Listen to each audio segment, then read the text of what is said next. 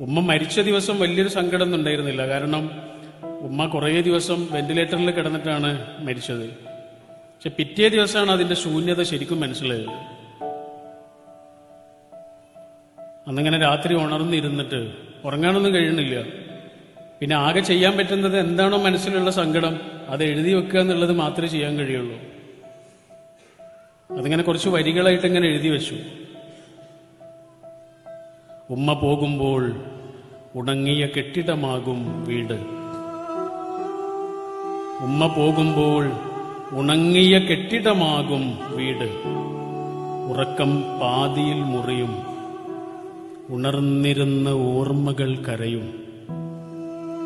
ഉമ്മ നട്ടതും നനച്ചതും നൂലിൽ കോർത്തതും ഓതി അടയാളമിട്ടതും കണ്ട് മനസ്സിലൊരു മഴ തുടങ്ങുന്നത് അവൾ മാത്രം തൊട്ടറിയും.